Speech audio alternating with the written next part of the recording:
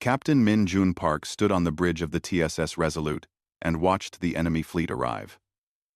200 warships dropped out of faster-than-light travel at the edge of the solar system. They were massive and gleaming, covered in weapons and armor that made his own ship look like a toy. The Resolute was one of only 12 ships defending Earth. 12 ships against 200. Min Jun had known this day might come, but he had hoped it would not be so soon. "Captain, incoming transmission," said Lieutenant Sarah Chen from the communications station. "They're broadcasting on all frequencies. Put it on screen." The view screen flickered and showed an alien face. Admiral Vekros of the Kredathi Dominion had scales like dark metal and eyes that glowed red. He smiled, showing sharp teeth. "Humans of Earth," Vekros said, his voice full of amusement. "We are the Kredathi Dominion. We control 47 star systems. Your planet sits in space that belongs to us. You will surrender immediately." Min Jun kept his face calm, though his heart was racing. "This is Captain Park of Earth's Defense Fleet. We do not recognize your claim to our system." Vekros laughed. The sound echoed across the bridge. "Your defense fleet? We have studied your ships, human. They are slow. They are weak. Your weapons cannot pierce our shields. Your fastest ship cannot outrun our slowest one." He leaned forward. "We expected Earth to be a challenge. Instead, we find you are barely worth the fuel to come here." Other voices joined Vekros's laughter. The transmission showed other Kredathi officers on his bridge, all amused by Earth's situation. "You have one choice," Vekros continued. "Surrender now, and your people will be allowed to live as workers in the Dominion. Refuse, and we will destroy every ship, every station, every city. Choose wisely, human." The transmission ended. Min Jun looked around his bridge. His crew stared back at him, waiting for orders. They all knew what those 12 human ships looked like compared to the Kredathi fleet. The enemy was right. Earth's ships were older technology, slower engines, weaker shields, weapons that had not been updated in 30 years. "Captain," Chen said quietly. "Earth Command is sending orders." Min Jun read the message on his private screen. His eyes widened slightly. "What are our orders, sir?" asked Commander Yuki Tanaka, his first officer. "We refuse the surrender demand," Min Jun said. "We request 48 hours to evacuate civilians from the orbital stations. If they agree, we hold position and do not engage first. We wait for something called Protocol Exodus." "Protocol Exodus?" Tanaka frowned. "I've never heard of that." "Neither have I," Min Jun admitted. He looked at the message again. The words were clear, but made no sense. Earth Command was telling them to hold position against an overwhelming force and wait for something that did not exist. There were no reinforcements, no hidden bases, no secret weapons.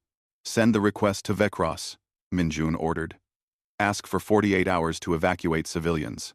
Chen sent the message. They waited. Minutes passed like hours.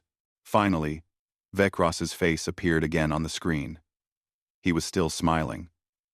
48 hours? You want time to run away, humans?" He laughed again. "Very well. We grant you this time. Not because we fear you, but because we are generous. Evacuate your civilians. Say goodbye to your families. In 48 hours, we will take your planet, and there is nothing you can do to stop us." The transmission ended. Min Jun exhaled slowly. "All ships, maintain defensive positions. Begin evacuation procedures for all civilian stations. Chen, contact Earth Command. Tell them we have 48 hours and ask them what Protocol Exodus means." The bridge crew moved quickly to follow orders. Min Jun watched the Kredathi fleet on his screens. They had stopped at the edge of the system, confident and waiting. Some of their ships were doing practice drills, showing off their speed and weapons. They wanted Earth to see how hopeless this was. Chen looked up from her station. Captain, Earth Command responds. They say only to hold position and wait. Protocol Exodus will activate when needed. They say to trust them. Duan. That's all? No explanation? Grau. That's all, sir. Tanaka moved closer to Minjun and spoke quietly.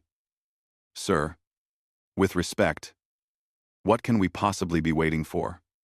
We all know what we have. 12 old ships. Maybe we can take down 20 of theirs before they destroy us. There is no secret fleet. No hidden weapon. What is Earth Command thinking? Minjun watched the evacuation begin on his screens. Civilian transports were leaving the orbital stations, heading down to Earth's surface or out toward the moon bases. Families saying goodbye. Workers abandoning their homes in space. I don't know, he said honestly. But we have our orders. We hold position. We wait. And in 48 hours, we make our stand.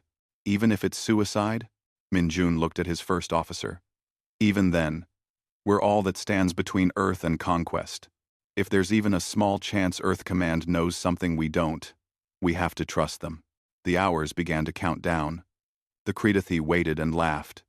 The humans prepared to fight and die, and somewhere in the darkness of space, something was moving toward the solar system. Something the Cretathi could not see. Something Earth had kept hidden for 70 years. Protocol Exodus was coming. The 48 hours passed too quickly. Minjun had not slept. None of his crew had slept much either. They had checked every system, loaded every weapon, and said their goodbyes to loved ones on Earth. Now the 12 human ships floated in formation between the Cretathi fleet and Earth. Behind them, the planet looked small and blue and fragile. In front of them, 200 enemy warships advanced slowly, taking their time. Incoming transmission, Chen reported. Vekros appeared on screen again. He was not smiling now. He looked almost bored. Your time is over, humans. Surrender or die. This is your final chance. Minjun straightened in his command chair. We do not surrender. Earth is our home, and we will defend it. Then you will die for it. Vekros made a gesture. Attack. The Cretathi fleet opened fire. Space lit up with energy beams and missiles. The human ships scattered, breaking formation to avoid the first wave. Minjun gripped his chair as the Resolute shook from impacts against its shields. Return fire, he shouted. All weapons. The Resolute's railguns fired, sending metal slugs at near light speed toward the enemy. 2 Cretathi ships took hits, their shields flashing. But the shields held. The slugs bounced off harmlessly. Target their shield generators. Tanaka called out to the weapons officer. Concentrate fire. Another human ship, the TSS Defiant, exploded in a ball of fire. Its shields had failed under the concentrated enemy barrage. 1,500 crew members died in an instant. Minjun felt sick but pushed the feeling down. Evasive maneuvers. Get us closer to that cruiser. The Resolute dove toward a Cretathi ship, weaving between enemy fire. It was a desperate move. At close range, even Earth's old weapons might penetrate enemy shields, but getting close meant flying through a storm of enemy fire. Shields at 40%, someone shouted. Keep going, Minjun ordered. They closed to within 1,000 meters of the Cretathi cruiser. At this distance, Minjun could see the alien ship's hull in detail. He could see its weapon ports tracking the Resolute. Fire everything. Railguns, missiles, and energy weapons struck the enemy ship at point-blank range. This time, the shields flickered and failed. Human weapons tore into the cruiser's armor. The Cretathi ship began to list to one side, venting atmosphere and debris. Direct hit, the weapons officer shouted. Enemy cruiser is disabled, but the victory was small. 2 more human ships exploded in the next minute. Then another. The Cretathi surrounded the human vessels, firing from all sides. It was like watching wolves attack sheep. The TSS Valiant tried to ram an enemy destroyer, It succeeded, crashing into the alien ship and destroying both vessels in a massive explosion. Min Jun watched on his screens and felt his throat tighten. He had known the Valiant's captain for 10 years. "Captain, we're being targeted by 3 enemy ships," Tanaka said. Her voice was steady, but Min Jun could hear the fear underneath. "Shields are at 15%. One more hit, and we're finished. Break toward the moon," Min Jun ordered. "Signal all remaining ships to retreat to lunar orbit." The Resolute turned hard, its engines screaming. Behind them, explosions marked the deaths of more human ships. Of the 12 defenders, only 4 remained. They raced toward Earth's moon, with the Kradathi fleet in pursuit. Admiral Vaycross watched the human ships run. He allowed himself a small smile. The battle had been brief and one-sided. The humans had fought bravely, he admitted. They had used clever tactics. They had even managed to disable or destroy 8 of his ships with ramming attacks and desperate close-range assaults. But bravery, without power, meant nothing. "Should we pursue them to the moon, Admiral?" his weapons officer asked. "No need to rush," Vaycross said. "Let them hide. Let them hope. We will proceed to Earth and set up bombardment platforms. Then we will give them one more chance to surrender, before we turn their cities to ash." The Kradathi fleet moved past the debris field where the human ships had made their stand. They advanced toward Earth, slow and confident. On the moon, Min Jun's remaining ships landed at the human base, hidden in a crater. The crews rushed to make repairs. Engineers worked frantically to restore shields and reload weapons. Medical teams treated the wounded. Min Jun stood in the command center, staring at the tactical display. 3 ships destroyed. 8 ships destroyed. The Resolute and 3 others were all that remained, and they were all damaged. Chen approached him. Her face was pale. "Captain, we're receiving another message from Earth Command." "What does it say?" "Protocol Exodus has been activated. They say to hold for 17 more minutes." 17 minutes? Min Jun felt anger flash through him. What can possibly happen in 17 minutes? We have 4 damaged ships. The enemy has over 190 ships. They're setting up to bombard Earth right now. "I know, sir. But the message says to trust them. It says something is coming." Tanaka joined them. "Captain, with respect, there is nothing coming. We all know what Earth has. We are the defense fleet. There are no reinforcements, no secret bases. This is all we have, and it's not enough." Min Jun wanted to argue, but he could not. Tanaka was right. 12 old ships to defend the home system, and some planetary defense batteries that could barely scratch a Kradathi destroyer. There was nothing else. But the message had been so certain. Trust them. Hold for 17 minutes. Prep the ships for one more attack, Min Jun said quietly. If we're going to die, we'll die fighting.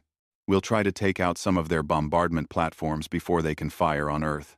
His crew moved to follow orders. No one questioned him. They all knew this was the end. Min Jun looked at the chronometer on the wall. 17 minutes.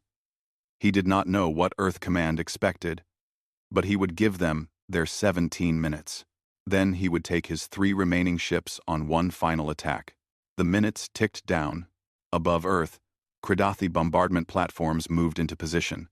They powered up their main weapons, preparing to fire.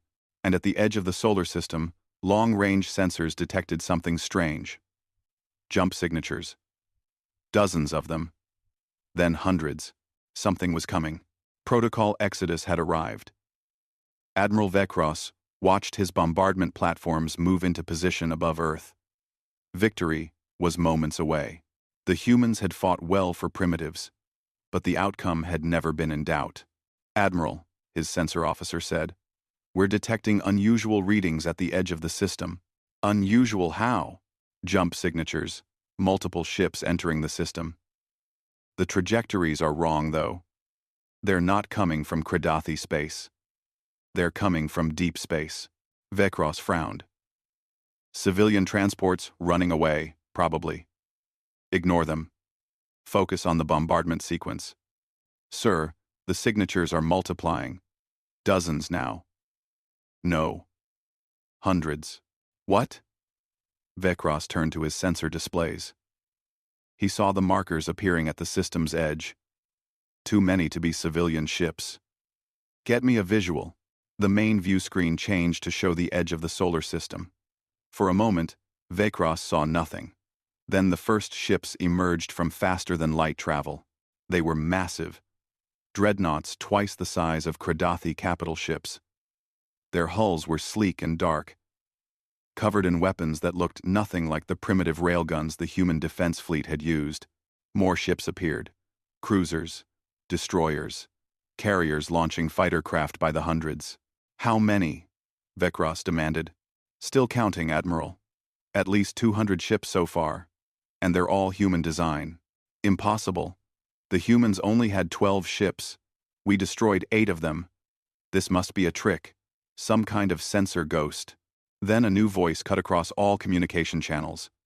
It was calm, female, and spoke perfect Kradathi. Kradathi Fleet.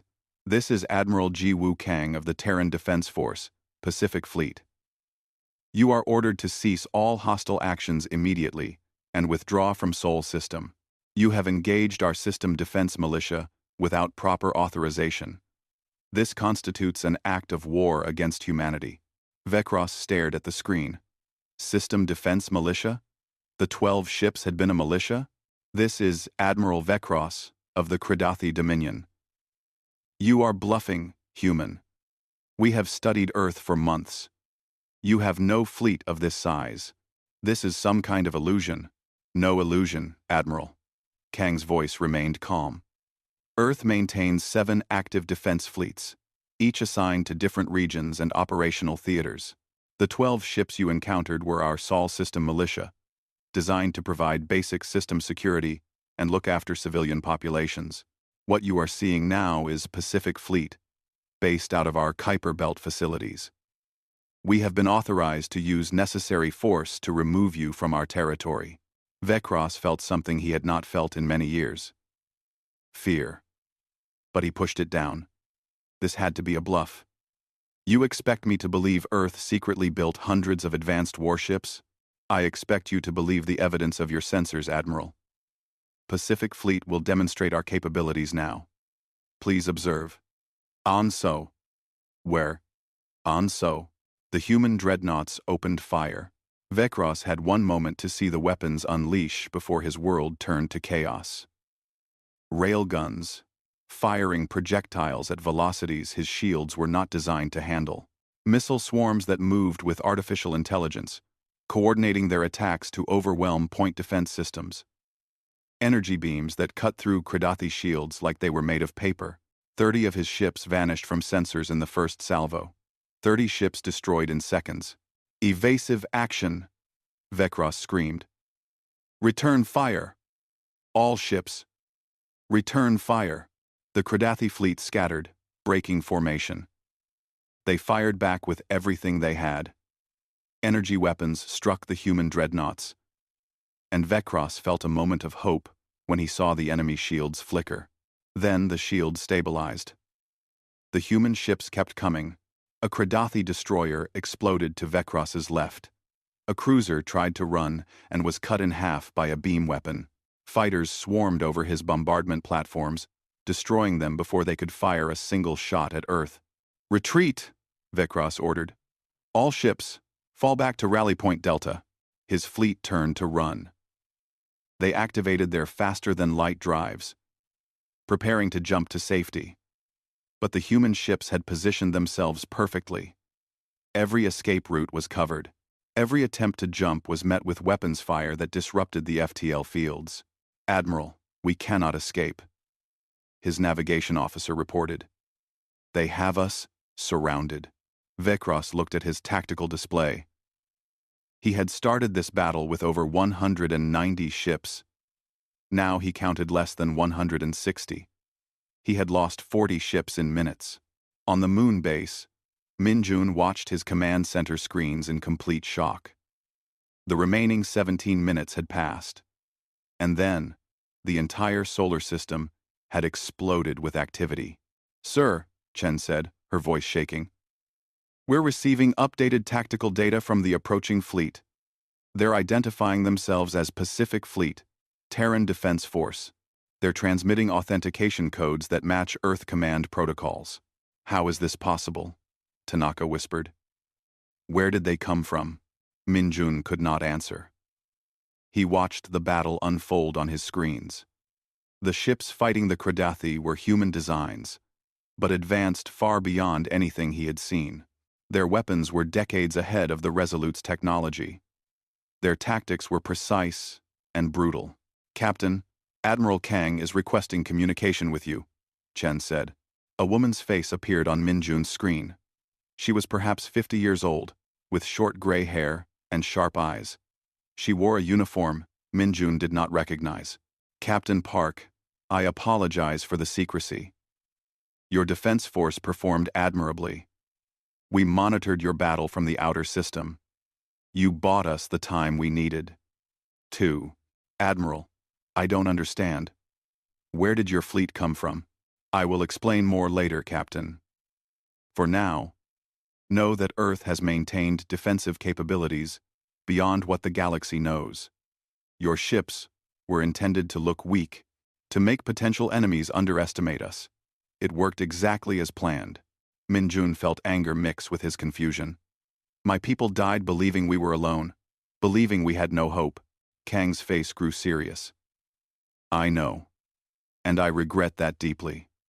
But operational security required that information about our true fleet remain classified at the highest levels. Even now, I can only tell you this. Pacific Fleet is one of 7 active fleets. We have been protecting humanity's interests for 70 years, operating in secret to keep Earth safe." 7 fleets?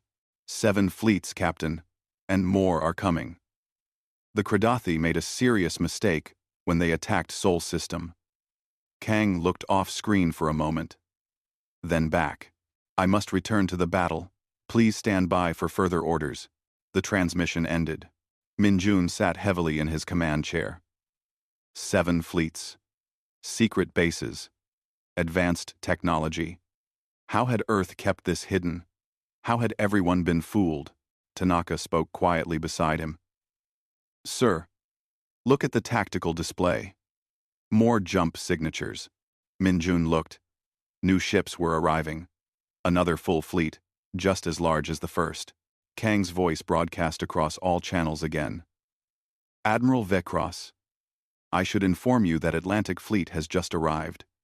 You now face 400 human warships. I strongly suggest surrender." On his flagship, Vekros stared at the sensor readings and knew he had lost. But the Kradathi Dominion did not surrender easily. He had reinforcements coming. 300 more ships would arrive within hours. He would regroup. He would bring his full strength, and then he would show these humans what real military power looked like. "Send for reinforcements," he ordered. "All available ships. We fight." The battle paused. Vekros had pulled his remaining ships back to a defensive position while he waited for reinforcements. Admiral Kang held Pacific and Atlantic fleets at a distance, content to wait. She knew more Kradathi ships were coming. She also knew more human fleets were coming too. On Earth, news of the secret fleets spread like wildfire. People watched broadcasts showing the massive human warships. They asked the same questions Minjun had asked. Where had these ships come from? How long had they existed? Why had no one known? In a secure bunker beneath Geneva, Ambassador Sarah Chen met with the Galactic Council observers who had been watching the battle. 3 aliens sat across from her. Representing the major galactic powers, they looked confused and worried. "Ambassador Chen," said Observer Talquin, a being that looked like a floating crystal cluster. "We require an explanation. The Galactic Council was told Earth possessed only a small defensive fleet. You have been part of the Council for 20 years, yet now we discover you have hundreds of advanced warships." Sarah nodded slowly. It was a deception. A necessary one. To understand why, I need to tell you about something that happened 70 years ago. Something Earth has never reported to the Council. She activated a holographic display. It showed an alien ship, massive, and covered in organic-looking armor. The design was unlike anything in Galactic Council space. In 2055, this ship entered our solar system. We now know the species as the Vorkai. They did not contact us. They did not negotiate. They simply began attacking our outer colonies.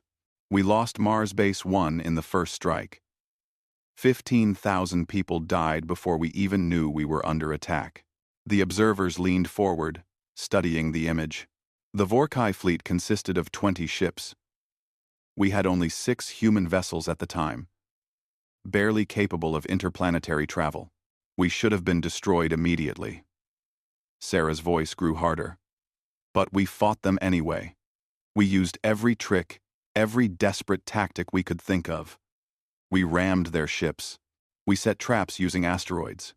We detonated nuclear weapons at close range, even though it meant destroying our own vessels. She changed the image to show a massive battle around Jupiter. The Battle of Jupiter Station lasted 3 weeks. We lost 4 of our 6 ships. 38,000 humans died. But we destroyed or disabled 18 Vorkai vessels. The last 2 retreated into deep space. Sarah paused. That battle taught us several important lessons. First, we were not alone in the universe. Second, some species would attack us without provocation. And third, we needed to be much stronger if we wanted to survive. Observer Tolkien made a sound like wind chimes. Why did you not report this to the Galactic Council? We would have helped. Would you? Sarah asked. Earth was a new species, unknown. We had no allies, no trade partners.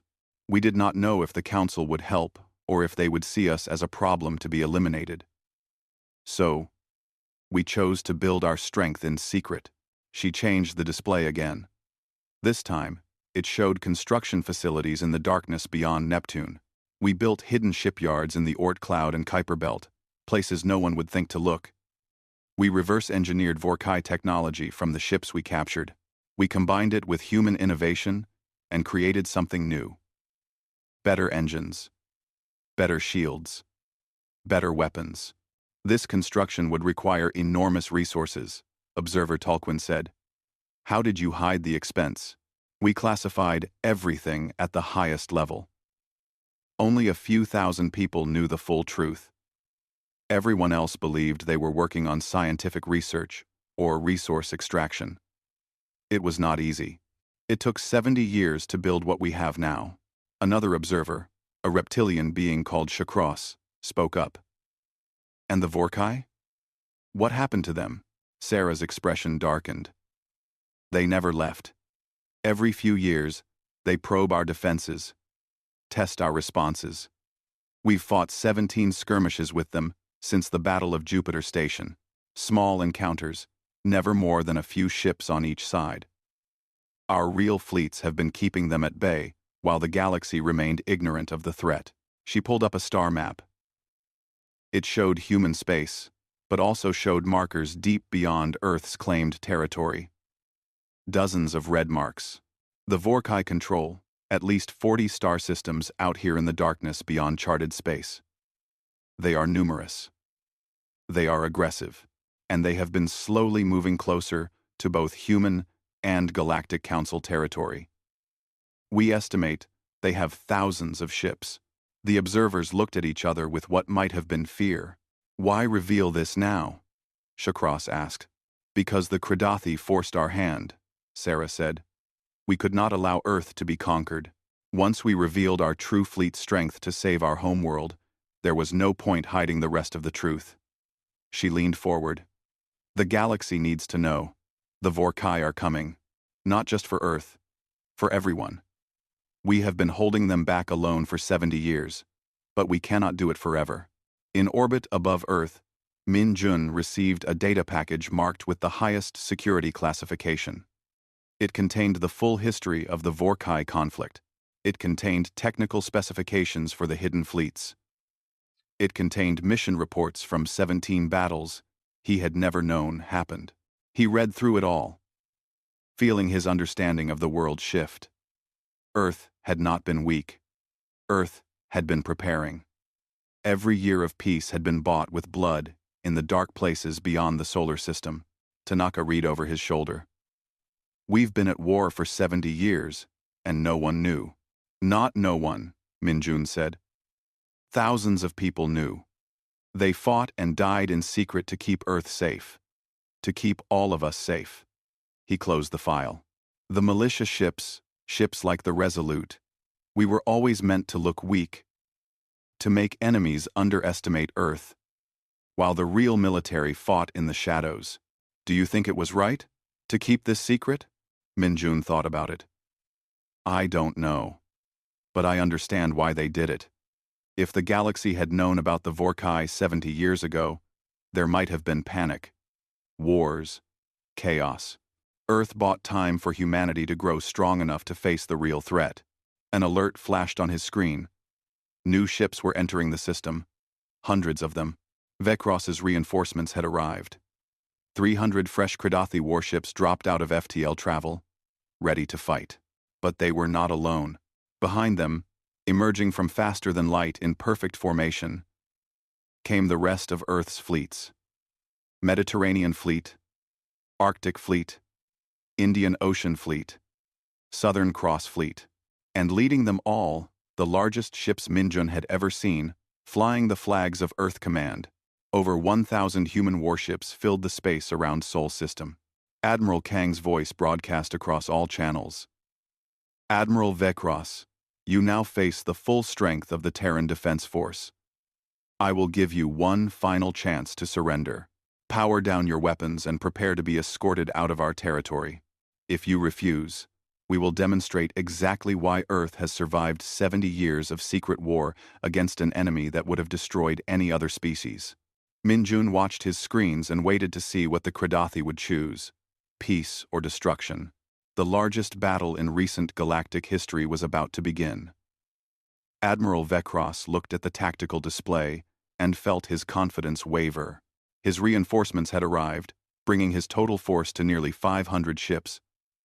A massive fleet by any standard.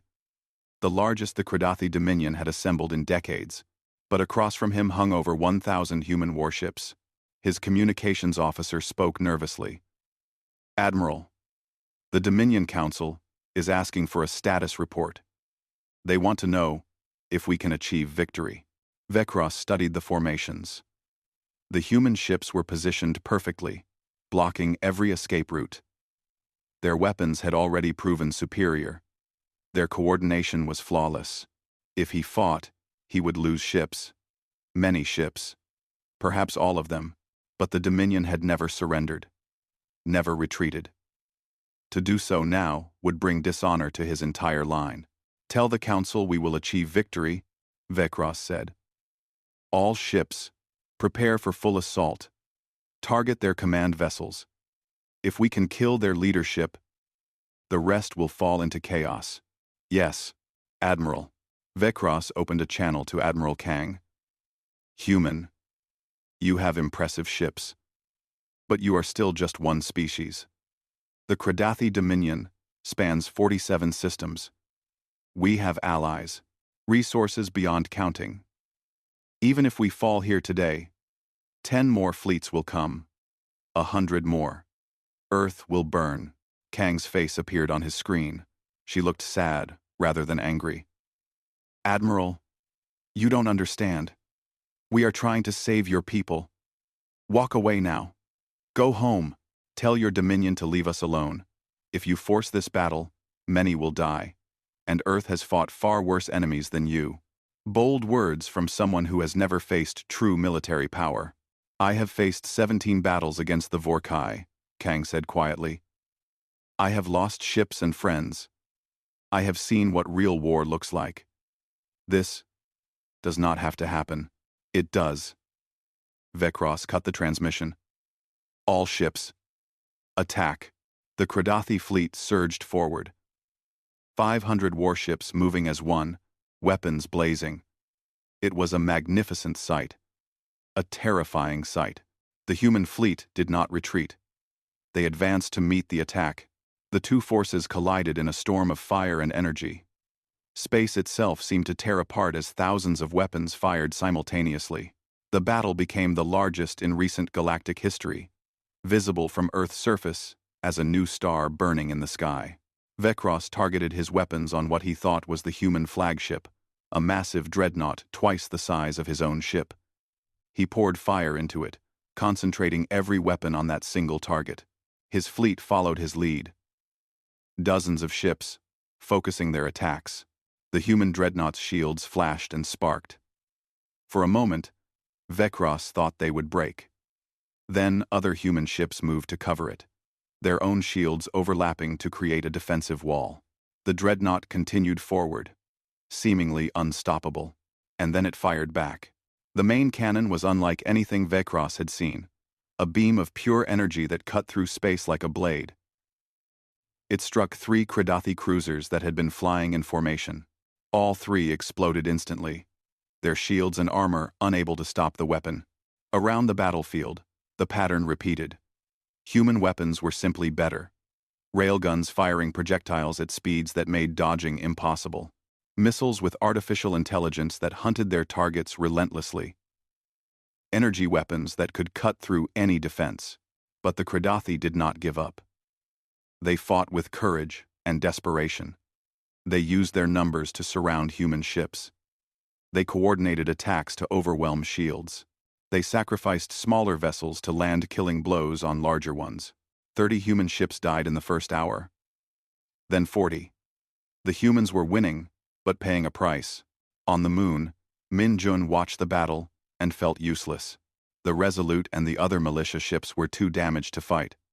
All he could do was observe. "Sir," Chen said. "We're receiving a transmission from Admiral Kang. She's ordering all militia ships to provide search and rescue. There are escape pods from both sides scattered throughout the battlefield. She wants us to save everyone we can, human and Kredathi alike." Min Jun nodded. "All ships, begin rescue operations. Priority to life-threatening situations, regardless of species." The militia ships launched, moving carefully through the edges of the battle.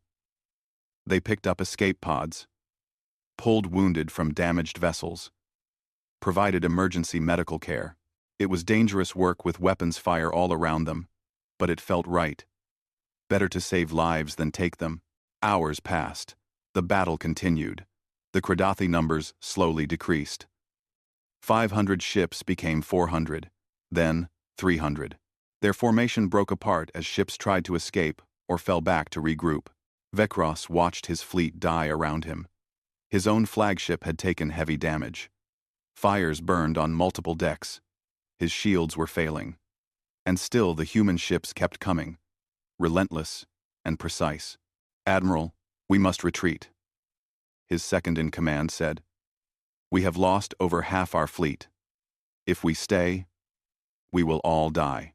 Vecros knew it was true, but he could not bring himself to give the order. The Dominion did not retreat. The Dominion did not surrender. Then an explosion rocked his ship. The main power failed. Emergency lights flickered on. His weapons went offline. "Admiral, we have a hull breach on decks 12 through 15. Life support is failing. We need to evacuate." Vecros looked at his darkened screens and finally understood. He had lost. Completely and utterly. The humans had proven themselves stronger in every way that mattered. He opened a channel to what remained of his fleet. "All ships, cease fire. Power down weapons. Prepare to surrender." The transmission went out. One by one, Kredathi ships went dark as they shut down their weapon systems. The battle ended as suddenly as it had begun. Admiral Kang's face appeared on every screen, broadcasting to all ships in the system. "Kredathi vessels, you will be escorted to the edge of Sol system and allowed to leave in peace. Your damaged ships will receive humanitarian aid. Your wounded will receive medical care. Earth does not seek your destruction." We seek only to defend our home. Earth, she paused. But know this. Earth is no longer hiding. The galaxy will learn what we truly are.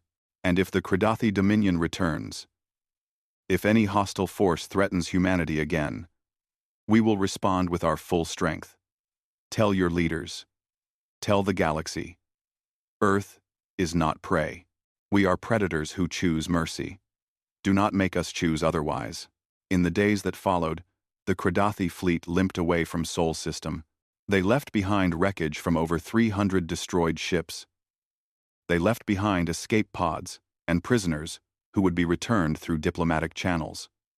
They left behind the certainty of human weakness. The galaxy learned the truth. Earth had maintained a massive deception for 70 years. The weak species that everyone had dismissed turned out to be one of the most powerful military forces in known space. The Galactic Council called emergency sessions. Species that had considered attacking Earth quietly abandoned those plans. Trade agreements were renegotiated. Earth's ambassador suddenly found herself with far more influence and respect than before. But for Minjun and the survivors of the militia fleet, life changed in simpler ways. They were no longer alone. They were no longer pretending to be weak. The real Terran Defense Force acknowledged them, honored their sacrifice, and offered them positions in the true fleet. Minjun stood on the bridge of the Resolute, watching as repair crews restored his battered ship. Tanaka stood beside him. "What do you think happens now?" she asked. "Now Earth stops hiding," Minjun said. "We face the galaxy as what we truly are, and we prepare for the real threat." No, the Vorkai. They're still out there. Still watching. Still waiting. We beat the Kredathi. But that was just practice.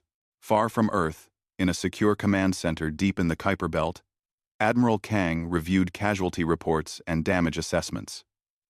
53 human ships destroyed. Thousands of crew members, dead or wounded. Victory, but at a cost. An aide approached with a datapad. "Admiral, we're receiving long-range sensor data from Scout Fleet Gamma.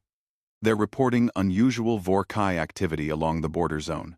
Ship movements suggesting a major operation." Kang looked at the data and felt her blood run cold. The Vorkai were massing their forces. Dozens of ships becoming hundreds. Hundreds becoming thousands. It looked like preparation for an invasion. She sent a priority message to Earth Command. 5 words that would change everything. The Vorkai are moving again. Earth had revealed its strength to save itself from the Kredathi. Now it would need every ship, every weapon, every ally it could find, because the real war was about to begin. The war humanity had been preparing for since that terrible day 70 years ago, when an alien fleet attacked without warning. Earth was no longer hiding, and the Vorkai were coming. The galaxy was about to learn what happened when you threatened humanity's survival. They had laughed at Earth's weakness. Soon, they would fear Earth's strength. The real test was yet to come.